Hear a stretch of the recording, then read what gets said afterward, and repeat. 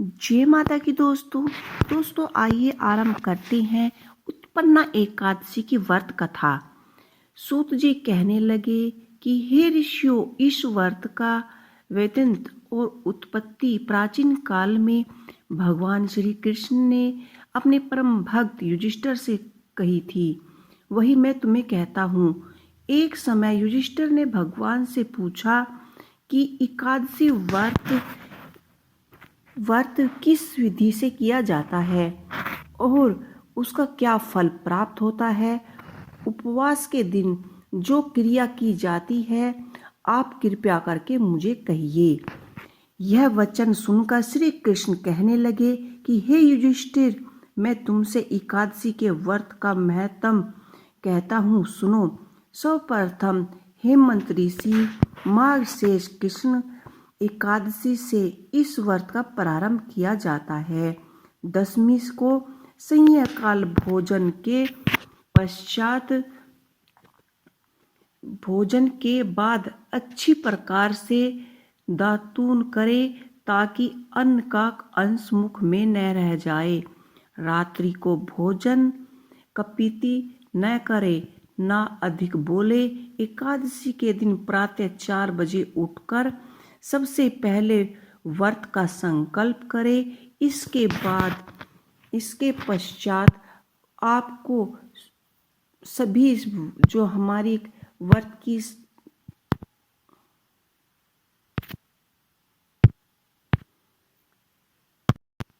इसके बाद आप शौचालय आदि से निर्विध होकर शुद्ध जल से स्नान करें। व्रत करने वाला चोर, पाखंडी, परस्त्री और निंदा, मिथ्या भाषा तथा किसी प्रकार के पाप से बात न करे। स्नान के पश्चात धूप दीप नैवेद्य करे आदि 16 चीजों से भगवान का पूजन करे और रात को दीप दान करे।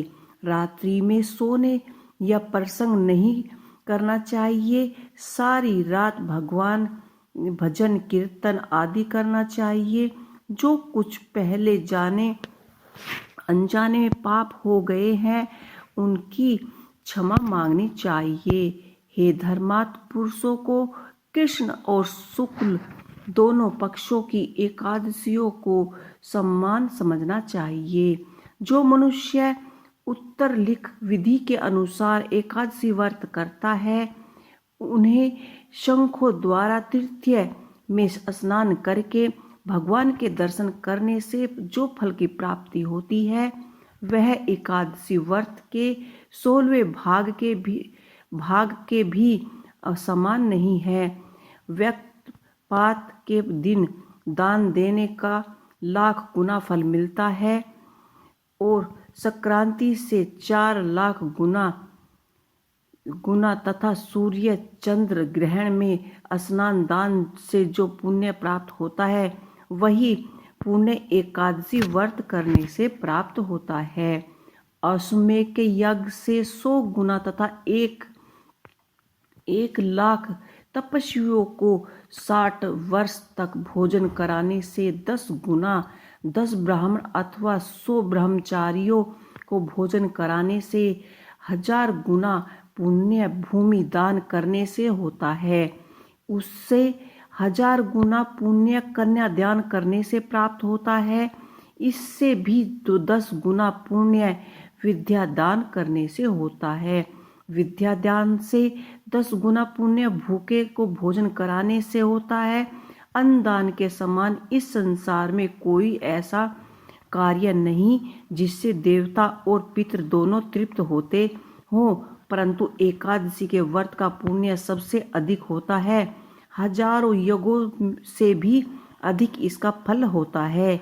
इस व्रत का प्रभाव देवताओं को भी दुर्बल है। रात्रि को भोजन करने वाले को उपवास का आधा फल मिलता है और दिन में एक बार भोजन करने वाले को भी आधा ही फल की प्राप्ति होती है। जबकि निर्जला व्रत रखने वाले का महत्व तो देवताओं भी वर्णित नहीं कर सकते। युधिष्ठिर कहने लगे कि हे भगवान, आपने हजारों यज्ञ और लाख गोदान को भी एकादशी व्रत के बराबर नहीं बताया, सो यह तीर्थ तथा तीर्थियों से उत्तम कैसे हुआ? यह कृपा करके मुझे बताइए। भगवान कहने लगे कि हे युधिष्ठिर, सतयुग में मुर नाम का दैत्य उत्पन्न हुआ। वह बड़ा बलवान और भयानक था। उस प्रचंड दैत्य ने इंद्र, आदित्य, वासु, वायु, अग्नि आदि सभी को देवताओं को पराजित करके भगा दिया। तब इंद्र सहित सभी देवता ने भयभीत होकर भगवान शिव का से सारा वृत्तांत कहा और बोले कि हे कैलाशपति, मेरी भगवान शिव से कहा कि हे देवताओं में तीनों लोकों में स्वामी, भक्तों के दुखों का नाश करने वाले भगवान विष्णु की शरण में जाओ और वे ही तुम्हारे दुखों का कोई पार निवारण निकालेंगे। शिव जी के ऐसे वचन सुनकर सभी देवता श्री सागर में जा पहुँचे। वहाँ भगवान को शयन करते देख हाथ जोड़कर उनकी स्तुति करने लगे कि हे देवताओं, द्वारा स्तुति करके योग्य प्रभु आपको बारंबार नमस्कार करते हैं। देवताओं की रक्षा करने वाले मधुसूदन आपको नमस्कार करते हैं। आप हमारी रक्षा करें। देवताओं से भयभीत होकर हम सब आपकी शरण में आए हैं। आप इस संसार के कर्ता धर्ता, माता पिता, उत्पत्ति और पालन करता और संहार करने वाले हैं। सबको शांति प्रदान करने वाले हैं। आकाश पाताल भी आपके ही हैं और सबके पिता महाब्रह्मा, सूर्य, चंद्र, अग्नि, सामग्री, होम, आहुति, मंत्र, तंत्र, जप, यजमान, यज्ञ कर्म कर्ता, भौतिक भी आप ही हैं। आप सर्वव्यापी व्यक्त हैं और आपके सिवा तीनों लोकों में चर और अचर कुछ भी नहीं है। इस तरह से उन्होंने इधर उधर भागो फिर रहे हैं। देवता इधर उधर भागे फिर रहे हैं। आप उन देवताओं से हम सबकी रक्षा करें। इंद्र के ऐसे वचन सुनकर भगवान विष्णु कहने लगे कि हे इंद्र, ऐसी मायावी दैत्य कौन है जिसने सब देवताओं को जीत लिया, और उसका नाम क्या है, उसमें कितना बल है और उसके आश्रय में तथा उसका स्थान कहाँ है, यह सब मुझसे कहो। भगवान के ऐसे वचन सुनकर इंद्र बोले कि भगवान, प्राचीन समय में एक नाड़ी जंघ नामक राक्षस थे। उसके महापराक्रमी और लोक विख्यात मुर नाम का एक पुत्र हुआ। उसकी चंद्रवती नाम की नारी है। उसने सब देवताओं को स्वर्ग से निकालकर वह अपना अधिकार जमा लिया है। उसने इंद्र, अग्नि, वरुण, यम, वायु, ईश, चंद्रमा, नक्षत्र आदि सब स्थानों को अपने अधिकार में ले लिया है। सूर्य बनकर स्वयं ही प्रकाश करते हैं और स्वयं ही मेघ बन बैठते हैं। और सबसे अजय यह है कि असुर निंदन उस दुष्ट को मारकर देवताओं को अजय बनाए। यह वचन सुनकर भगवान ने कहा कि हे देवताओं, मैं शीघ्र ही उसका संहार करूंगा।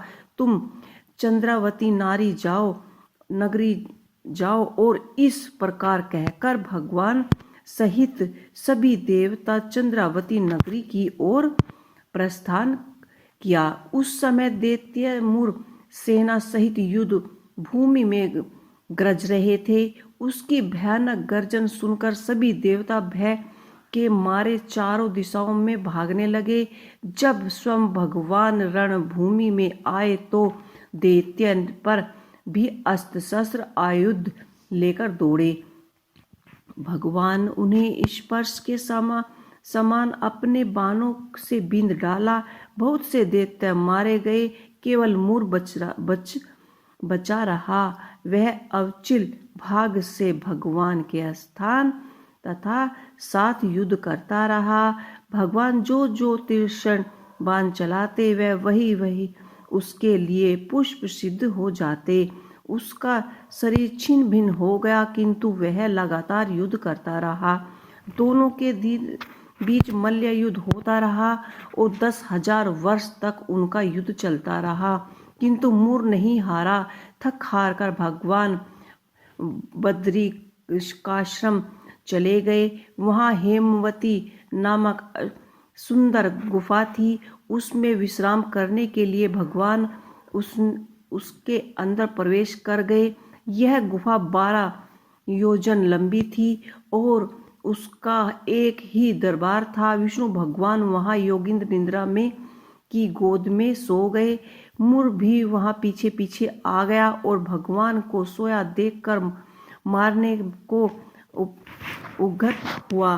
तभी भगवान के शरीर से उज्ज्वल कीर्तिमान रूपवती देवी प्रकट हुई और देवी ने राक्षस मुर को ललकार कर युद्ध के लिए पुकारा और उसे तत्काल मौत के घाट उतार दिया। श्री हरि जब योगेंद्र निद्रा को गोद से उठे तो सब बातों को जानकर उस देवी से कहा कि उसका जन्म एकादशी के दिन हुआ है, अतः उस देवी का नाम उत्पन्ना एकादशी के नाम से जाना जाएगा। उत्पन्ना एकादशी के दिन पैदा होने वाली यह देवी उत्पन्ना एकादशी के नाम से जानी जाती है। तो दोस्तों, जो भी उत्पन्ना एकादशी की कथा पढ़ता है और सुनता है, उसकी सभी मनोकामनाएं, उसके सभी कष्ट दूर हो जाते हैं। आपको हमारी ये कथा और कहानी कैसी लगी, हमें कमेंट बॉक्स में लिख के अवश्य ही बताइएगा। जय माता दी।